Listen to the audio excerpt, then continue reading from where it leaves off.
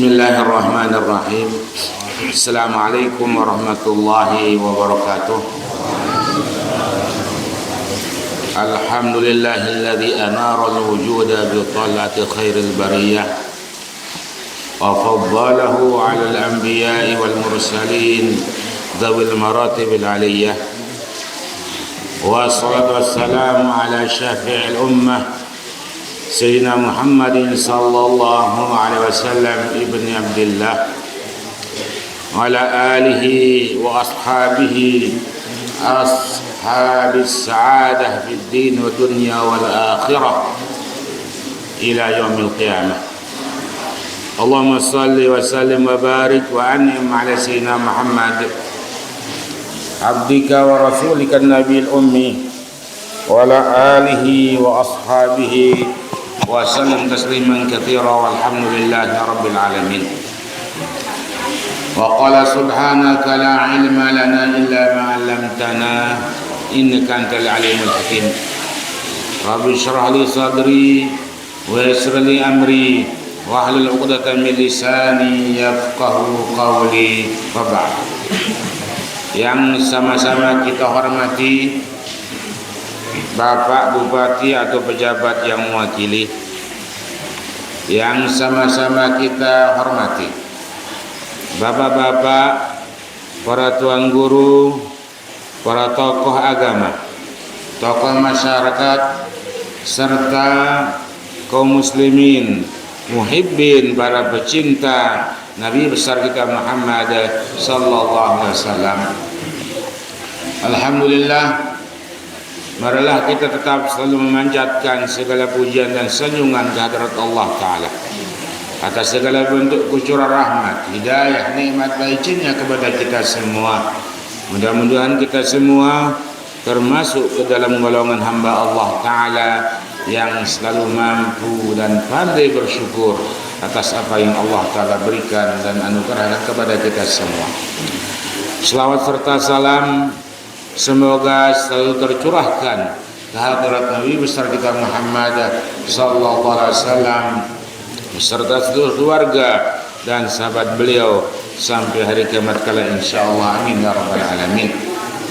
Alhamdulillah, pada pagi hari menjelang siang niki Allah Ta'ala anugerahkan kepada kita semua kesehatan, keafiatan dan kesempatan. Dengan bekal dan modal nike bisa kita menghadiri salah satu acara tradisi turun-temurun di kalangan kita kaum muslimin Ahlus Sunnah wal Jamaah, yaitu peringatan Maulid Nabi besar kita Muhammad sallallahu alaihi wasallam. Ada beberapa sebab kita melaksanakan memperingati peringatan Maulid Nabi besar kita Muhammad sallallahu alaihi wasallam. Ulama mengatakan yang pertama, latar belakang kita memperingati Maulid Nabi besar kita Muhammad sallallahu alaihi wasallam adalah izharus syukri bi maulidihi sallallahu alaihi wasallam, yaitu bentuk kita menampakkan rasa syukur kita kehadirat Allah Ta'ala dengan dilahirkannya sosok Nabi yang mulia, Nabi besar kita Muhammad sallallahu alaihi wasallam. Karena di antara nikmat Allah Ta'ala yang Allah Ta'ala anugerahkan ke dunia ini, nikmat yang paling besar, yang paling mulia adalah Allah Ta'ala mengutus Nabi besar kita Muhammad sallallahu alaihi wasallam. Mudah-mudahan kita semua dan keturunan kita tetap menjadi bagian daripada umat Nabi besar kita Muhammad sallallahu alaihi wasallam insyaallah. Amin ya rabbal alamin. Yang kedua, latar belakang kita melaksanakan peringatan Maulid Nabi besar kita Muhammad sallallahu alaihi wasallam adalah sebagaimana yang pernah ditegaskan oleh Al-Allamah Sayyid Muhammad bin Alawi Al-Maliki rahimahullah ta'ala dalam sebuah kitabnya. Beliau pernah mengatakan peringatan Maulid Nabi besar kita Muhammad SAW ini adalah ta'birun 'anil farah wal surur bi Maulidil Mustafa sallallahu alaihi wasallam. Kita memperingati hari kelahiran Nabi besar kita Muhammad SAW itu merupakan bentuk ungkapan rasa gembira dan senang kita dengan dilahirkannya Nabi besar kita Muhammad SAW. Wa qad intafa'a bihil kafir, dan sungguh orang kafir dalam hal ini adalah Abu Lahab mendapatkan manfaat dengan lahirnya Nabi besar kita Muhammad SAW. Kalau kita runut ke belakang, Abu Lahab adalah sang paman Rasul yang juga sangat gembira mendengar dilahirkannya Nabi besar kita Muhammad SAW. Bahkan sampai beliau memerdekakan salah satu hambanya yang bernama Thuwaibah al-Aslamiyah. Karena Thuwaibah al-Aslamiyah itulah yang pertama kali membawa kabar berita nike kepada Abu Lahab. Kontan seketika saat nike Abu Lahab memerdekakan budaknya yang bernama Thuwaibah al-Aslamiyah. Dalam kitab Sahih Bukhari dikatakan bahwasanya Abu Lahab itu diringankan siksanya setiap hari Senin dengan dia selalu ampura bahasa Kediri nyot jari-jarinya niki. Mengemot ya ampura agung ya, jari-jarinya nikilah yang mengeluarkan rasa dingin dari jari-jarinya. Kenapa nih berkat dia Abu Lahab itu suka cinta dengan dilahirkannya Nabi besar kita Muhammad sallallahu alaihi wasallam. Ampura agung. Bagaimana sekarang tiap musami yang sudah dalam keadaan iman dan Islam, mudah-mudahan kita meninggal dalam keadaan iman dan Islam, suka cita, cinta, senang kita dengan dilahirkannya Nabi besar kita Muhammad SAW. Apakah ada persangkaan yang tidak baik kepada kita? Pasti kita adalah mendapatkan ridha dari Allah Subhanahu wa taala. Logikanya adalah orang kafir pun mendapatkan manfaat, apalagi kita yang beriman dan Islam niki. Oleh sebab itulah mari kita tanamkan dalam hati kita peringatan Maulid Nabi besar kita Muhammad SAW niki adalah merupakan bentuk ungkapan rasa gembira kita dengan dilahirkannya Nabi besar kita Muhammad sallallahu alaihi wasallam. Dalam kitab yang lain, Al-Allamah Said Muhammad bin Alwi Al-Maliki rahimahullahu taala pernah mengatakan, "Falaula mauliduhu sallallahu alaihi wasallam ma kanatil ba'tsah." Jikalau seandainya tidak ada kelahiran Nabi besar kita Muhammad SAW, maka tidaklah ada yang namanya bi'tsah.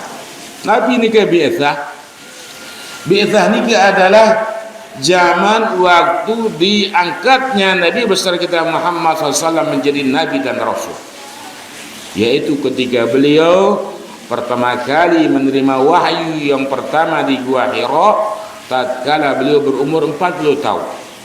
Tidak ada itu jikalau beliau tidak dilahirkan ke dunia ini. Yang kedua, wala nuzulul wahyi, dan tidak akan pernah terjadi turunnya wahyu-wahyu Al-Quran yang Allah Ta'ala turunkan lewat malaikat Jibril kepada Nabi besar kita Muhammad SAW. Wahyu Al-Quran diturunkan ke hadirat Nabi besar kita Muhammad SAW ini selama 23 tahun. 13 tahun di kota Makkah dan 10 tahun ketika beliau berada di kota Madinah. Jikalau tidak ada beliau dilahirkan, maka tidak akan pernah terjadi yang namanya nuzulul wahyi. Yang ketiga, walal Isra' wal Mi'raj.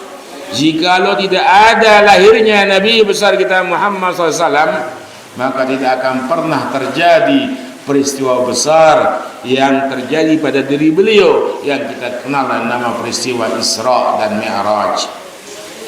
Walal hijrah, dan yang berikutnya tidak akan pernah terjadi yang namanya hijrah Nabi besar kita Muhammad SAW dari kota Makkah menuju ke kota Madinah. Walan nasru bi Badrin, dan juga tidak akan pernah terjadi kemenangan yang indah yang Rasulullah SAW meraih pada peperangan Badar Al-Kubra yang terjadi pada tahun kedua hijrah.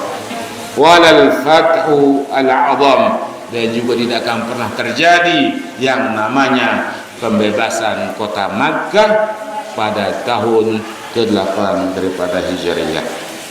Lianna kulla dzalika muta'alliqun bihi sallallahu alaihi wasallam, karena semua nikah, peristiwa-peristiwa besar yang tadi yang sebutkan nikah adalah berhubungan langsung dengan Nabi besar kita Muhammad sallallahu alaihi wasallam. Wa mauliduhu sallallahu alaihi wasallam manba'u kulli al-khair, manba'u tilkal khairatil azimah. Sementara dilahirkannya Nabi besar kita Muhammad sallallahu alaihi wasallam ini adalah sumber daripada peristiwa-peristiwa yang terjadi pada diri Nabi besar kita Muhammad sallallahu alaihi wasallam.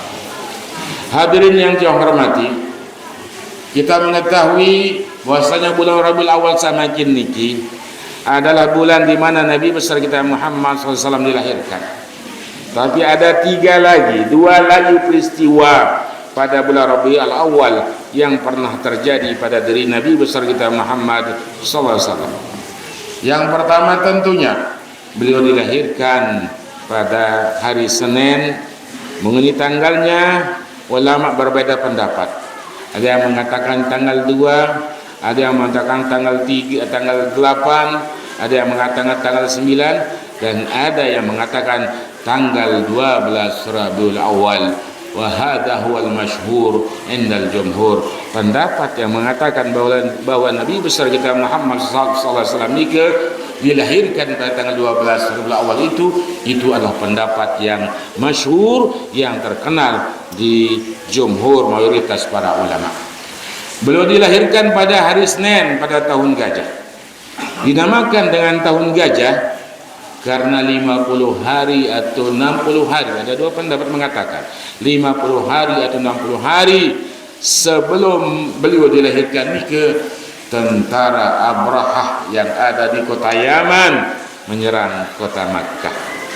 Sebelum menyerang kota Makkah, Abrahah beserta serdadunya mereka tinggal di luar daripada kota Makkah. Lalu menurut catatan sejarah dalam kitab Sirah Ibnu Hisham mengatakan bahwasanya di antara prajurit Abrahah mereka kehabisan makanan. Yibis ni ke kenang saya jauh dari negeri Yaman itu. Akhirnya mereka ni ke mengambil merampas onta daripada Abdul Muttalib. Siapakah Abdul Muttalib? Abdul Muttalib itu adalah datoknya Nabi besar kita Muhammad SAW. Nah kemudian karena Abdul Muttalib itu kecewa, ya, tidak rela ontanya diambil oleh mereka, maka Abdul Muttalib itu langsung berbicara dengan Abrahah mengenai hal nikah, dan disitulah terjadi dialog antara Abdul Muttalib dengan Abrahah. Disitulah Abrahah An-Najasyi itu meminta izin untuk menyerang Ka'bah. Jawaban Abdul Muttalib adalah ana rabbul ibil, sungguh aku hanyalah sekadar pemilik onta. Wa inna lil baiti rabban yahmihi, dan sungguh Allah subhanahu, dan sungguh Baitullah Ka'bah ini ada Rabb, ada Allah, ada Tuhan yang akan selalu memeliharanya. Silakan, welcome. Ini itu disuruh si Abdul Muttalib Abrahah ni Al-Quran. Baru setelah Abrahah akan menyerang Ka'bah, mereka sampai di Wadi Muhassir namanya. Wadi Muhassir ini adalah sebuah lembah antara Muzdalifah dengan Mina. Kalau tiang pusami yang samun berhaji zaman dahulu, kita bisa melewati yang namanya Wadi Muhassir. Disitulah Allah Ta'ala mengadab habis-habis tentara Abrah bergajah nike, dengan Allah Ta'ala mengutus tentara-tentaranya dalam bentuk burung ababil yang Allah Ta'ala ceritakan dalam surat Al-Fil dalam Al-Quran. Nah, itulah sebabnya tahun itu dinamakan dengan tahun gajah. Nah, kemudian sepakat ulama mengatakan bahwasanya beliau Nabi besar kita Muhammad SAW dilahirkan pada hari Senin, dan ternyata hari Senin nike adalah hari yang sangat istimewa pada diri Nabi besar kita Muhammad SAW. Lantaran Ampuragung bukan hanya kelahiran beliau pada hari Senin. Waqala Ibnu Abbas radhiyallahu taala anhuma, telah berkata Abdullah bin Abbas radhiyallahu taala anhuma, wulidan Nabi sallallahu alaihi wasallam yaumal itsnain, dilahirkannya Nabi besar kita Muhammad SAW tentunya pada hari Senin. Wastumbiya yaumal itsnain, yang kedua beliau diangkat menjadi nabi pada hari Senin dengan beliau menerima wahyu yang pertama di Gua Hira. Wa kharaja muhajiran min Makkah ila Madinah yaum al-Itsnain. Beliau keluar dari kota Makkah menuju ke kota Madinah dalam rangka berhijrah pada hari Senin. Wa qadima al-Madinah yaum al-Itsnain.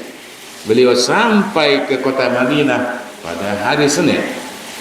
Wa tuwfiya Rasulullah sallallahu alaihi wasallam yaum al-Itsnain, dan beliau kembali ke hadrat Nabi, ke hadrat Allah Ta'ala pada hari Senin. 5 peristiwa besar yang terjadi pada diri Rasulullah SAW nike terjadi pada hari Senin. Nah, kemudian apakah gerangan yang terjadi pada malam beliau dilahirkan? Tercatat dalam kitab Sayyid Muhammad bin Ali al-Maliki rahimahullah ta'ala, ada beberapa peristiwa besar yang terjadi pada malam beliau dilahirkan. Pertama adalah terjadi pada malam niki adalah intikasu katsirin minal asnami liwujuhiha wa suqutiha min amakiniha. Yang pertama, peristiwa yang terjadi pada malam beliau dilahirkan adalah terbaliknya patung-patung yang ada di Masjidil Haram saat nike. Patung nike terbalik, otak jadi bawah. Ampuragung patung-patung pedewa lai luwe ele Masjidil Haram nike kembit, karena pada saat itulah dia dinamakan dengan zaman jahiliyah. Mereka mencampur adukan agama-agama nenek moyang mereka dengan agama animisme. Mereka sudah tidak lagi beribadah kepada Allah Subhanahu wa taala. Mereka menyembah berhala. Berhala nikelah sak kebalik kebelah malam nike. Otak jari bawah nike. Berhala patung nike. Ampuragung patung nike berhala nike kayu atau pendok sentepiak dah. Batu sentepiak seperak tu wah nike. Searan nabaran pedewa, searan patung nike kebalik kebelah pada malam itu. Yang kedua, zuhurun nuri ma'ahu hatta adha'a lahu qusur asy-Syam hina walid. Peristiwa besar yang kedua yang terjadi pada malam beliau dilahirkan adalah nampak terang cahaya muncul dari tempat beliau dilahirkan sampai cahaya nike menerangi istana-istana yang ada di negeri Syam. Jauh sampai nila nike cahaya nike Ampuragung. Kalau tiang busanya berdua senter nike 6 bateri nike behelo engkah nike nggih. Tapi niki cahaya nike muncul dari geteng beliau dilahirkan, dan cahaya nike sampai menerangi istana-istana yang ada di negeri Syam. bi kena Syam nika. Zaman dahulu sebelum perang dunia kedua, negeri Arab nika adalah diperintah oleh Khalifah Uthman, Khalifah Uthmaniyah Turki. Masih ada negeri Hijaz, Makkah, Madinah, Taif dan sekitarnya. Ada Mesir, ada Yaman, ada Hijaz. Di kena ada Syam, ampurago. Syam nika adalah Lebanon samakin, kemudian Palestina, kemudian Yordania, kemudian Lebanon, kemudian tanah Palestina yang dicaplok oleh Israel laknatullahi alaihi. Itulah yang namanya negeri Syam. Cahaya itu muncul dari kota Makkah, dari tempat beliau dilahirkan. Cahaya ini sampai mengangkasa ke negeri Syam. Ini terjadi pada malam dilahirkannya Nabi besar kita Muhammad sallallahu alaihi wasallam. Yang ketiga, ibtirabu Iwan Kisra wa suqutu syurufat.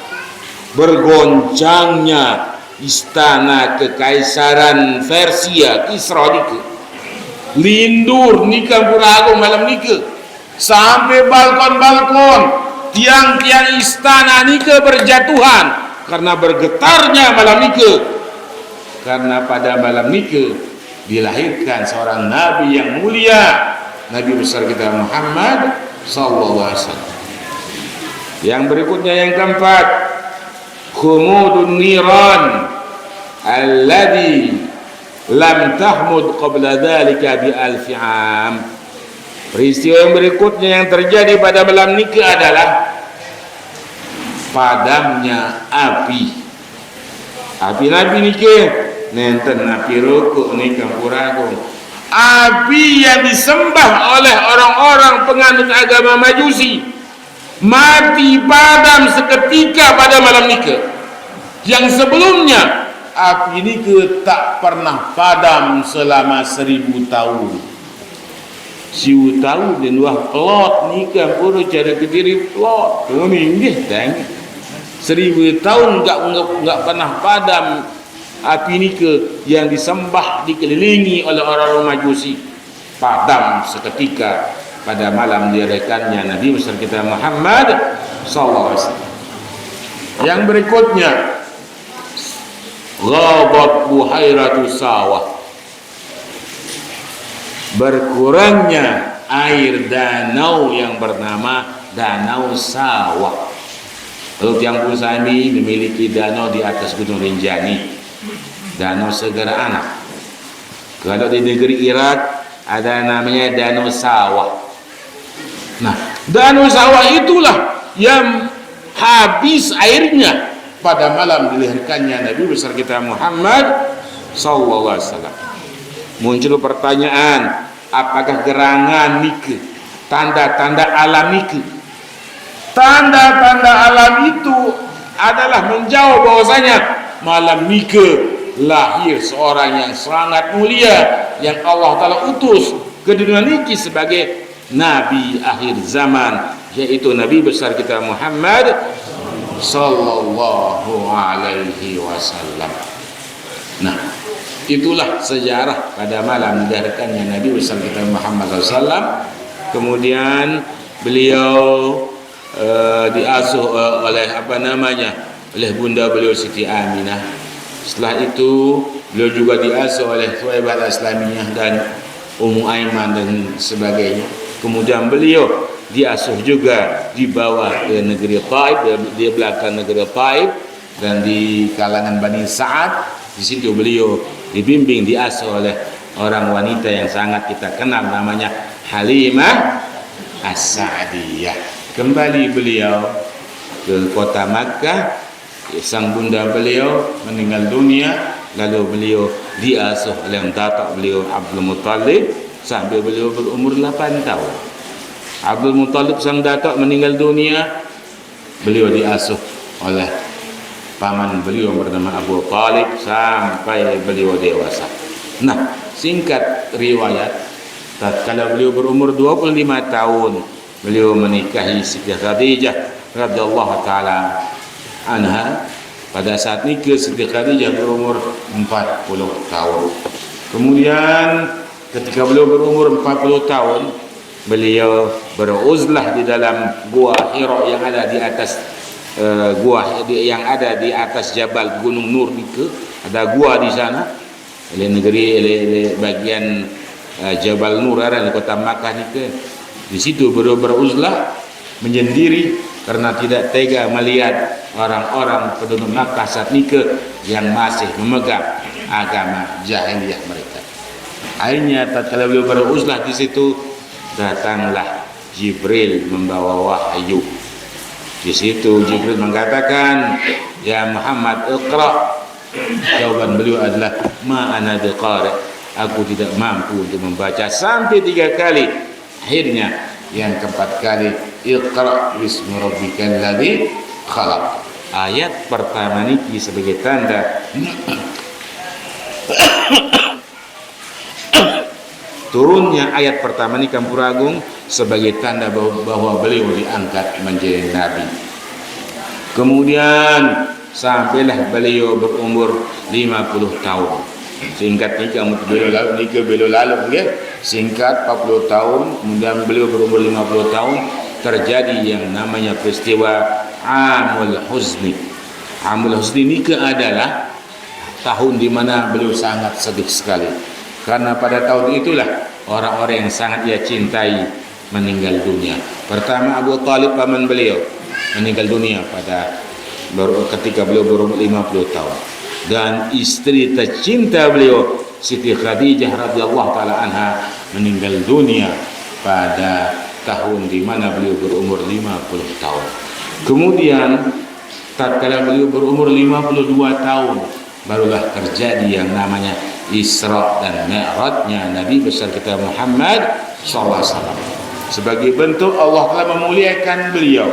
Tidak ada seorang nabi dan rasul yang pernah sampai mengangkasa ke ruang angkasa menghadap Allah taala. Hanyalah Nabi besar kita Muhammad sallallahu alaihi wasallam. Dan juga ulama mengatakan nikah sebagai bentuk pelipur lara beliau. Karena ketika beliau berumur 50 tahun, 2 tahun setelah nikah, beliau orang-orang yang sangat dia cintai meninggal dunia. Kemudian ketika beliau berumur 53 tahun, baru perintah untuk berhijrah dari kota Makkah menuju ke kota Madinah, yaitu pada hari Senin pada tahun pertama daripada Hijriah. Dan beliau tinggal di kota Madinah selama 10 tahun. Jadi Empur Agung, kalau kita lihat ke belakang, beliau diangkat menjadi nabi ketika beliau berumur 40 tahun. Beliau berhijrah tatkala berumur 53 tahun. Beliau tinggal di kota Makkah setelah beliau menjadi nabi dan rasul adalah 13 tahun. 13 tahun itulah waktu Al-Quran diturunkan di kota Makkah. Dan 10 tahun setelah nikah beliau berada di kota Madinah. 10 tahun Al-Quran diturunkan kepada beliau, kepada Nabi besar kita Muhammad sallallahu alaihi wasallam. Akhirnya Al-Quran ini turun secara beransur-ansur selama 23 tahun. 13 tahun di kota Makkah, 10 tahun di kota Madinah. Nah, kemudian beliau kembali ke hadirat Allah Ta'ala pada hari Senin tanggal 12 Rabiul Awal tahun ke-11 Hijriah. Empur Agung, yang pertama jadi peristiwa besar yang pernah terjadi pada bulan Rabiul Awal adalah dilahirkannya beliau pada hari Senin tanggal 12 Rabiul Awal alal qaul al-masyhur indal jumhur. Yang kedua, hijrahnya beliau dari kota Makkah menuju kota Madinah terjadi pada awal bulan Rabiul Awal dan beliau sampai di Madinah pada tanggal 12 Rabiul Awal menurut pendapat yang kuat. Jadi beliau hijrah ni bukan pada awal bulan Muharram, bukan. Beliau hijrah ni pada awal bulan Rabiul Awal dan sampai beliau di kota Madinah pada hari Senin tanggal 12 Rabiul Awal. Itu yang kedua terjadi pada bulan Rabiul Awal. Dan yang ketiga adalah beliau kembali ke hadirat Allah Ta'ala pada hari Senin tanggal 12 Rabiul Awal tahun ke-11 Hijriah. Muncul pertanyaan Ampura Agung, kenapa kita sebagai kaum muslimin ini nenten kita memperingati haul wafatnya beliau? Kita memperingati hari kelahiran beliau saja. Maulid, peringatan Maulid Nabi besar kita Muhammad SAW. Muncul pertanyaan nike yang didengung-dengungkan oleh saudara-saudara kita yang lain. Kenapa Ampura Agung bagat dengan haul tiap usami? Ya, zikrul aliyah tiap tahun. Kenapa? Ya, karena Allah Ta'ala memerintahkan kepada kita semua untuk bergembira dengan dilahirkannya Nabi besar kita Muhammad sallallahu alaihi wasallam. Dalam Al-Qur'an Allah Ta'ala berfirman, a'udzubillahi minasyaitonir rajim, qul bi fadlillahi wa bi rahmatihi fa bidzalika falyafrahu. Qul, katakanlah hai Muhammad, bi fadlillahi wa bi rahmatihi, dengan karunia Allah Ta'ala dan dengan rahmatnya, rahmat Allah Ta'ala, maka yang sedemikian itu hendaklah mereka bergembira. Nah, di sini perintah Allah Ta'ala kepada kita sebagai umatnya untuk bergembira kepada orang yang membawa rahmat. Ulama menafsirkan bahwasanya rahmat di sini adalah, yang dimaksud rahmat di sini adalah junjungan kita Nabi besar Muhammad sallallahu alaihi wasallam. Qul bi fadlillahi wa bi rahmatihi, katakanlah hai Muhammad, dengan karunia Allah Ta'ala dan dengan rahmatnya. Rahmat di sini ulama menafsirkan bahwasanya yang dimaksud rahmat di sini adalah junjungan kita Nabi besar kita Muhammad sallallahu alaihi wasallam. Fa bidzalika falyafrahu, maka yang sedemikian itulah hendaklah mereka bergembira dengan rahmat seorang yang membawa rahmat ke atas muka bumi ini, yaitu junjungan kita Nabi besar Muhammad sallallahu alaihi wasallam. Hadirin yang dihormati, sebagaimana yang tadi dibacakan oleh qari dalam Al-Qur'an, a'udzubillahi minasyaitonir rajim, ya ayyuhan nabiyyu inna arsalnaka syahida wa mubashshira wa nadhira wa da'iyan ila Allahi bi'idnihi wa sirajan munira. Tadi diucapkan, dibaca oleh qari. Ini pertanda bahwasanya ada beberapa tugas yang dimiliki oleh Rasulullah SAW. Dan di situ Allah Ta'ala memanggil Nabi besar kita Muhammad SAW dengan ucapan ya ayyuhan nabi, hai seorang nabi. Panggilan Allah Ta'ala dengan ucapan ya ayyuhan nabi tasyrifun li rasulillahi SAW. Bentuk Allah Ta'ala memberikan kemuliaan kepada beliau. Ampura Agung, dari ayat-ayat lain ini kalau Allah Ta'ala memanggil nabi-nabi yang lain langsung dengan namanya. Wa qala ya Adam uskun anta wa zawjukal jannah. Wa qala ya Adam, berfirman Allah Ta'ala ya Adam, hai Adam. Langsung Allah Ta'ala mengucapkan, memanggil nama daripada nabi, namanya Nabi Adam, ya Adam. Ya Musa, hai Musa. Allah telah memanggil dengan ucapan ya Musa. Tapi dalam sosok Nabi besar kita Muhammad SAW ini, Allah telah memanggil ya ayyuhan nabiyyu, hai seorang nabi. Bentuk Allah Ta'ala memuliakan sosok Nabi besar kita Muhammad SAW. Inna arsalnaka syahida, sungguh kami mengutus engkau sebagai syahid, sebagai saksi kepada umatnya yang beriman di atas muka bumi ini. Jadi nanti kelak di akhirat insyaallah Rasulullah SAW yang akan menjadi saksi kita bahwasanya kita beriman kepada Allah Ta'ala, bahwasanya kita beriman kepada Nabi besar kita Muhammad sallallahu alaihi wasallam. Wa mubashshira, dan sungguh kami mengutus engkau hai Muhammad sebagai nabi yang memberikan kabar gembira. Beliaulah yang akan memberikan kabar gembira kepada umatnya dengan Allah Ta'ala berikan balasan kepada mereka dalam bentuk syurga. Ini adalah kabar gembira. Wa nadhira, kami utus engkau, sungguh kami utus engkau hai Muhammad sebagai orang yang memberi peringatan kepada orang-orang kafir bahwasanya mereka Allah Ta'ala sudah menyediakan kepada mereka adalah neraka jahannam, naudzubillahi min dzalik, wa da'iyan ila Allah bi'idnih. Dan yang keempat, tugas beliau adalah sebagai orang yang mengajak kepada keimanan, orang yang mengajak kepada hidayah Allah Ta'ala, tentunya dengan izin Allah Subhanahu wa Ta'ala. Wa sirajan munira, dan Allah telah mengutus beliau sebagai orang yang akan memberikan penerangan, yang akan membawa manusia, umat manusia daripada alam kegelapan menuju alam yang sangat terang benderang, yaitu agama Tiang Musani, agama Islam, insyaallah. Inilah salah beberapa tugas yang diberikan oleh Allah Ta'ala kepada Nabi besar kita Muhammad SAW. Yang berikutnya, tugas beliau adalah sebagai pengemban, pembawa rahmat bagi seluruh isi alam raga, alam raya ciptaan Allah Ta'ala itu. A'udzubillahi minasyaitonir rajim. Wa ma arsalnaka illa rahmatan lil alamin. Dan kami tidak mengutus engkau, hai Muhammad, melainkan sebagai pembawa rahmat bagi seluruh ciptaan Allah Subhanahu wa Ta'ala. Kalau kita melihat al-alamin ni, ke ulama menafsirkan kullu ma siwa Allah, ini dalam kitab ni, segala sesuatu selain Allah Ta'ala adalah namanya al-alamin.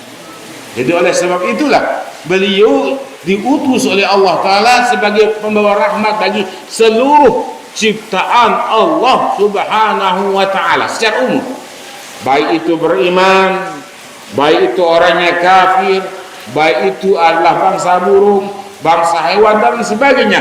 Mereka kecipratan rahmat daripada Nabi besar kita Muhammad sallallahu alaihi wasallam.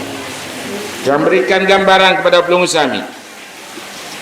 Dahulu kala, tatkala Allah Ta'ala mengutus para nabi dan rasul sebelum beliau, yaitu nabi-nabi yang diutus sebelum beliau, sebelum Nabi besar kita Muhammad sallallahu alaihi wasallam, tatkala umat-umat mereka menolak ajakan para nabi dan rasul, langsung Allah Ta'ala mengadab mereka, langsung Allah Ta'ala menghabisi mereka. Contoh Ampuru Agung, kaum Nabi Nuh hancur lebur dengan datangnya tsunami dahsyat sebagai sejarah. Kemudian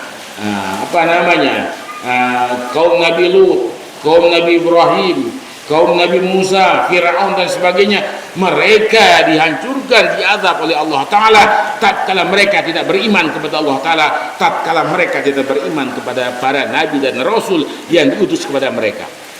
Nah, elektrik yang beragung, setelah diutusnya Nabi besar kita Muhammad SAW nike, hal nike tidak berlaku lagi. Seandainya nike berlaku, dong selapun dengan Islam di dunia niki, nggih, selapun dengan Islam di dunia niki nenten larak dengan nenten beriman. Tapi nike tidak berlaku setelah diutusnya Nabi besar kita Muhammad sallallahu alaihi wasallam.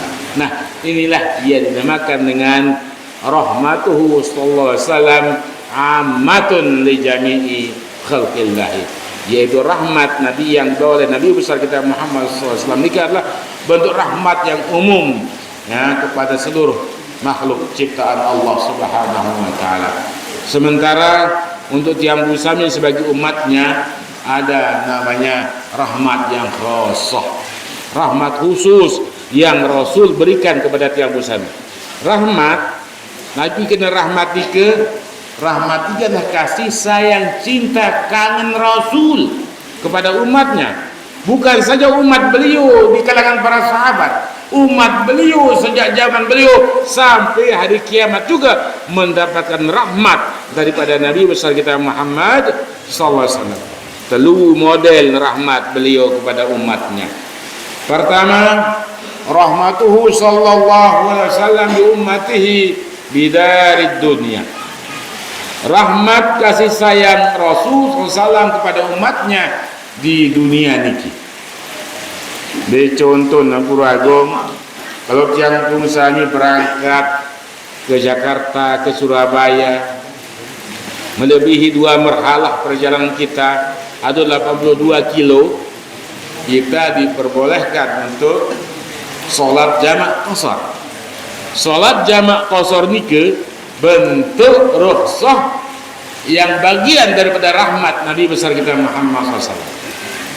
Yang kedua contohnya, tatkala kita bepergian pada bulan Ramadan, dalam minimal perjalanan kita 82 kilo ada 2 marhalah, boleh kita tidak puasa. Rukhsah di sini rahmat daripada Nabi besar kita Muhammad sallallahu alaihi wasallam. Banyak sekali contoh-contohnya. Ada contoh yang sangat fenomenal sekali yang terjadi pada zaman beliau. Rahmat beliau kepada umatnya. Tatkala beliau berangkat menuju ke negeri Taif, sekitar 125 kilo dari kota Makkah, beliau akan berdakwah kepada penduduk Taif. Di Taif beliau ditolak mentah-mentah oleh penduduk Taif. Bahkan mereka mengancam dan mengejar Nabi besar kita Muhammad SAW, menolak ajakan dakwah Rasul oleh penduduk Taif. Akhirnya beliau mengamankan diri beliau di sebuah kebun anggur. Kebun anggur ni ke saat ni ke penjaganya namanya Adas. Adas ni ke adalah seorang daripada yang menganut agama Nabi Yunus. Dalam syariat Nabi Yunus ada diceritakan tentang ciri-ciri daripada Nabi terakhir.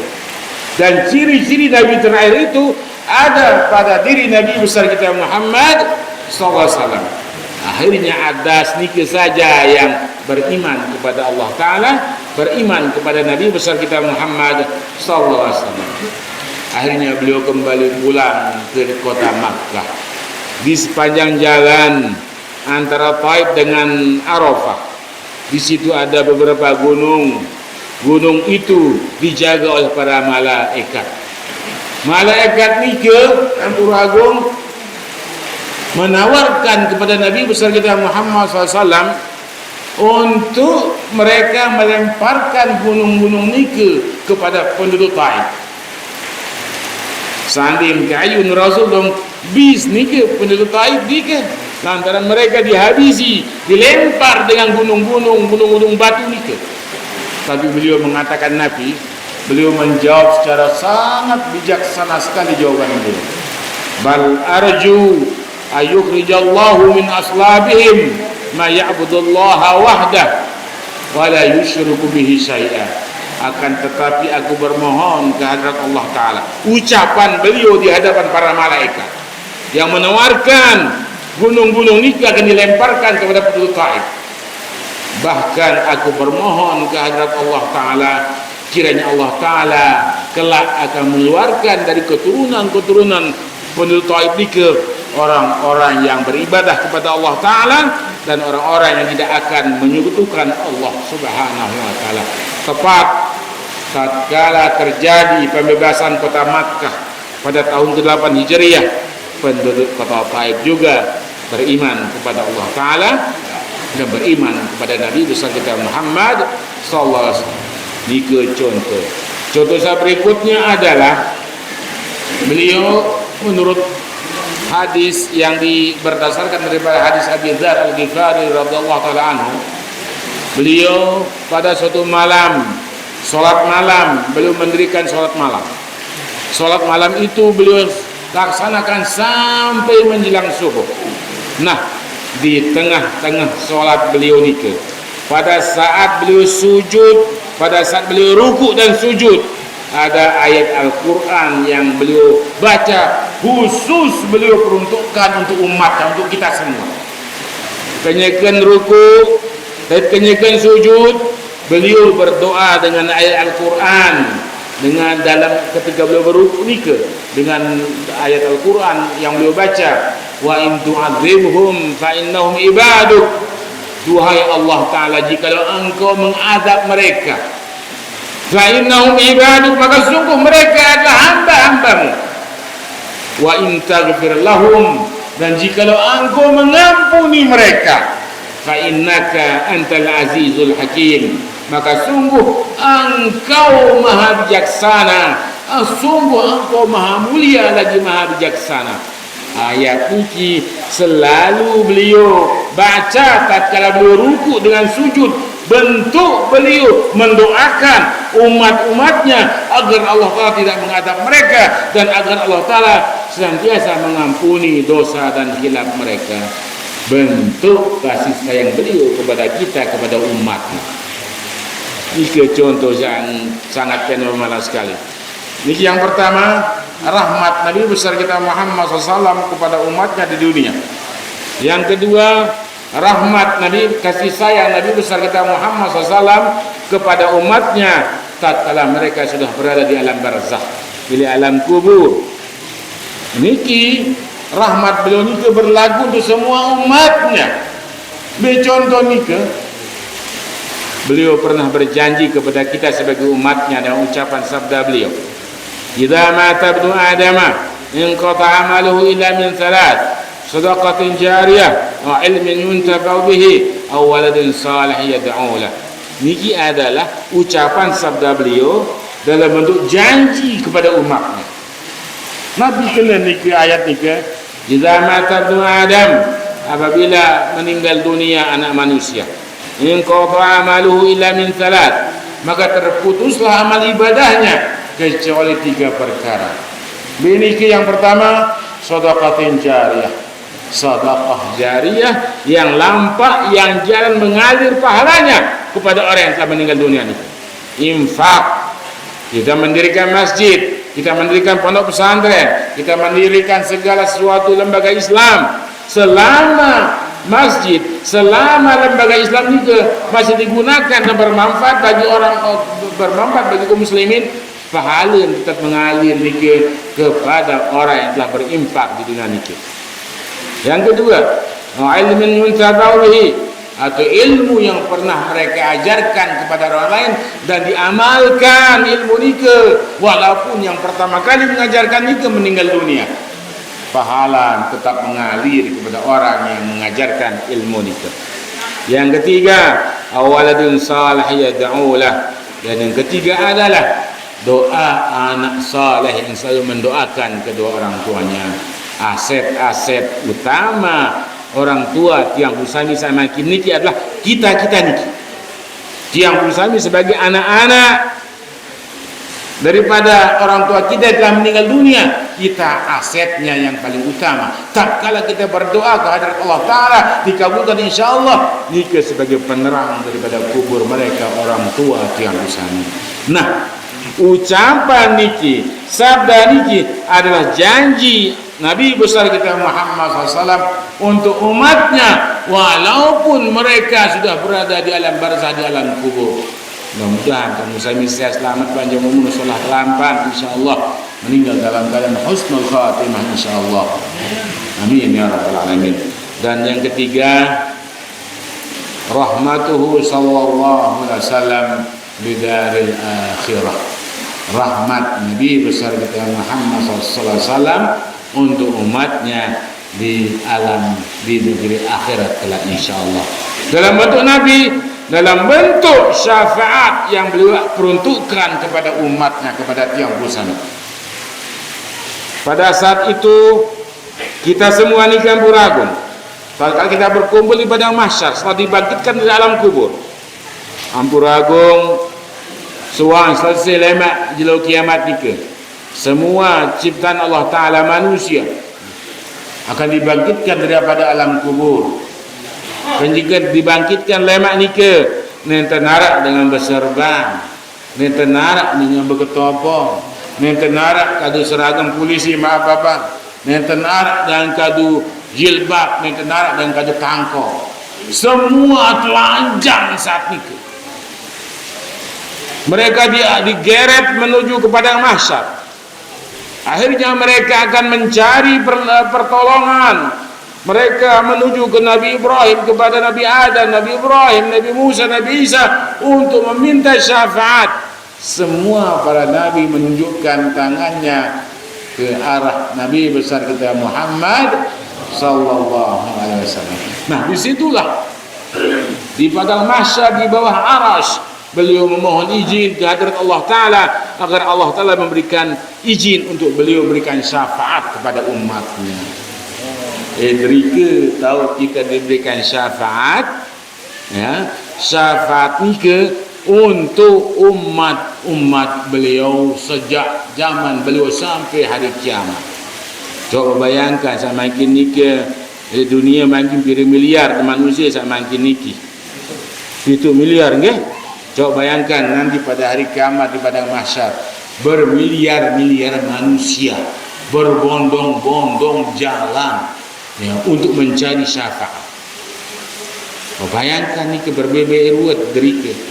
Kunci utamanya adalah bekal utama abadi kita adalah takwa kepada Allah Subhanahu wa taala.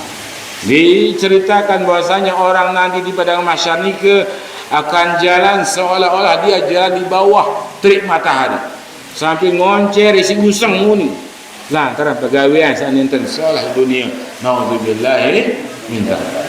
Nah, kemudian beliau akan berikan syafaat untuk umatnya di akhirat kelak insyaallah. Dan ternyata syafaat nike sudah jauh-jauh hari beliau persiapkan. Semenjak beliau masih menjadi nabi dan rasul, di waktu itulah beliau sudah mempersiapkan untuk umatnya syafaat kepada mereka.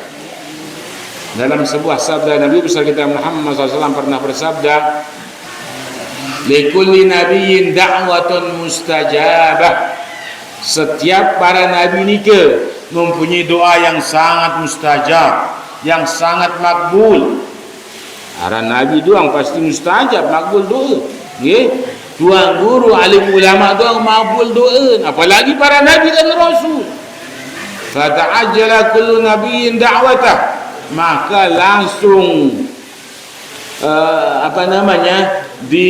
diberikan langsung ijabah doa-doa para nabi itu.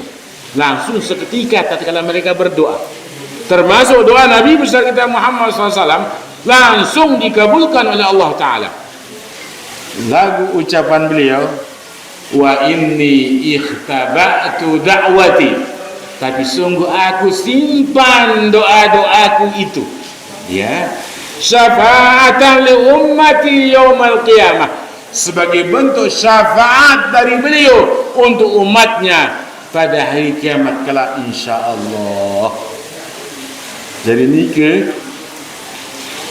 beliau masih hidup sudah mempersiapkan syafaat beliau kepada umatnya, kepada kita semua. Syafaat nike bentuk rahmat kasih sayang beliau kepada umatnya di akhirat kelak kepada kita semua insyaallah. Amin ya rabbal alamin. Kesimpulannya, telu rahmat beliau khusus kepada tiang sami kaum muslimin yang beriman. Pertama, rahmat beliau tatkala kita berada di dunia. Yang kedua, rahmat beliau tatkala kita sudah berada di alam barzakh.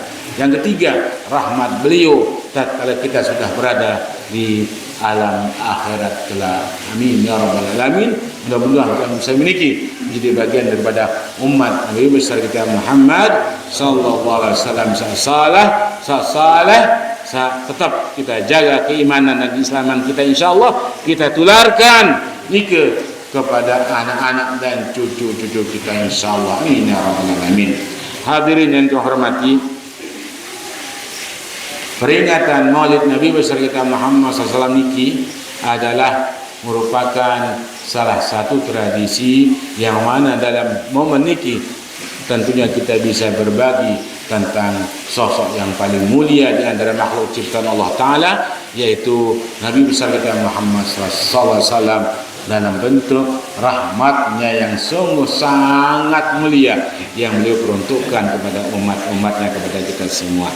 Lalu Ampun Agung, kalau kita terakhir kita bahas tentang Maulid niki, menurut Imam Jalaluddin As-Suyuti mengatakan cara tiang usami niki Maulid. Pertama, ijtima'un nas, berkumpulnya manusia kaum muslimin, itu tempat masjid, musalla, tempat yang luas dan seterusnya, kumpul kita. Wa qira'atu ma tayassara minal Qur'an, kemudian dilanjutkan dengan pembacaan kalam ilahi. Tadi sampai dibacakan kalam ilahi. Kalam ilahi di sini yang ada hubungan munasabahnya dengan Nabi besar kita Muhammad sallallahu alaihi wasallam. Laqad ja'akum rasulun min anfusikum azizun 'alaihi ma 'anittum harisun 'alaikum bil mu'minin raufur rahim dan seterusnya. Laqad kana lakum fi rasulillahi uswatun hasanah. Ya ayuhan nabiyyu inna arsalnaka syahidan wa mubasysyiran dan seterusnya. Ayat-ayat yang cocok, yang munasabah dengan junjungan kita Nabi besar kita Muhammad sallallahu alaihi wasallam. Nike ayat lainnya baca Nabi nike fankihu ma qabalakum minan nisa'i mathna wa thulatha wa ruba'uni nggih jika ayat dan ternyata nike ngindeng-ngindeng ye mayat ini cara Kediri ni Kampuraga menurut yang menjarak ni saya fiksin saja. Jadi nike wa qira'at yang pertama istima'un nas berkumpulnya kaum muslimin di situ tempat. Yang kedua wa qira'atu ma tayassara minal Qur'an, pembacaan kalam ilahi. Yang ketiga wa riwayatul akhbaril waridah bima bidai amri Nabi sallallahu wa ma waqa min fi mawlidihi min ayat.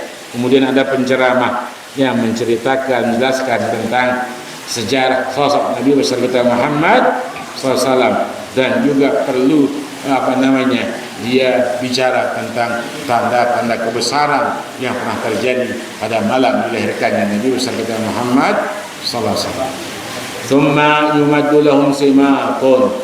Setelah selesai nikah acara nikah, kemudian dilanjutkan dengan diberikan santapan makanan kepada mereka. Ya'kulunahu, mereka memakan daripada makanan nikah. Jadi nikah amun yang tentara makanan kurang pas sirap nggih lagu ampura nikah lek panitia sudah ada persekot nikah nggih ada snack-snack yang dibagikan kepada tiang pusami. Ya'kulunahu, mereka memakannya. Wa yansarifun min ghairi ziyadatin ala dzalik. Kemudian mereka para tamu undangan yang berkumpul nikah kembali ke gedeng ke tempat masing-masing tanpa ada tambahan acara salinan sak nenten perlu. Kena sak nenten perlu nikah purago. Umumnya di Lombok Barat ada sebagian tempat kalau maulid mereka mereka membawa namanya praja, nggih. Ya napi sumba napi aran sewa praja ni kampura Pak Wakil Bupati kan. Nggih, praja ni ke lagu mun solah enten dah si masalah. Lagu mun praja ni ke sak angkat ni ke si dengan bajang-bajang. Amun sadar ni ke ni sambal ngecok. Ni sambal ngecok ni ke. Lagu mun inem beram dilu ni ke nenara ilaan. Nggih. Nah, di sinilah ada pencampur adukan cara melaksanakan peringatan Maulid Nabi besar kita Muhammad SAW ini. Inilah yang sangat ditentang oleh para ulama. Campur agung niki nggih, saniki sak contoh niki mudah-mudahan akan ada kritika.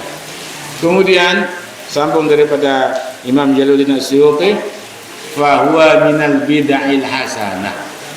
Peringatan Maulid Nabi besar kita Muhammad SAW ini adalah termasuk bid'ah. Ya bid'ah niki, Maulid niki ya bid'ah. Nggih, lagu bid'ah sa Nabi. Bid'ah sahasanah sasolah. Ada perbedaan. Jadi niki kalau ulama-ulama kita Imam Nawawi, Imam Jalaluddin As-Suyuti, kemudian Ibnu Abdus Salam, kemudian ulama yang lain ni bisa mereka membagi bid'ah juga menjadi 4 bahkan 5. Lagu semaah tiang muslim misal lain ni amusal bid'ah ya dolalah londo ni nggih. Lagu ni tiang musami tidak mengikuti ni kita mengikuti pendapat ulama yang mengatakan bid'ah ni bisa terbagi menjadi wajibah. Imam Syafi'i membagi menjadi 2. Ya, mahmudah yang madmumah. Amun solah cocok dan tidak dan sesuai dengan sunnah mahmudah. Ini bid'ah solah sangat dipuji. Tapi kalau berlawanan dengan sunnah dan ajaran Islam, itulah yang namanya bid'ah madmumah.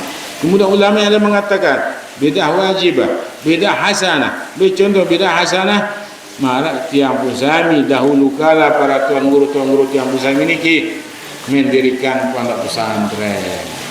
Karena benar zaman Nabi, zaman Rasul dan benar pondok pesantren. Berkat inisiatif daripada mereka ini ke mendirikan pesantren, pondok pesantren, ya, ini adalah bidah hasanah, bidah salah.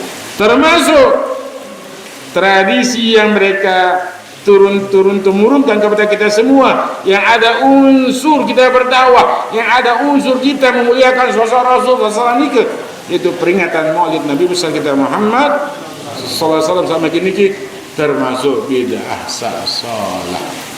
Fahuwa minal bid'ah hasanah, maka dia peringatan Maulid Nabi ini adalah termasuk dalam bid'ah salah.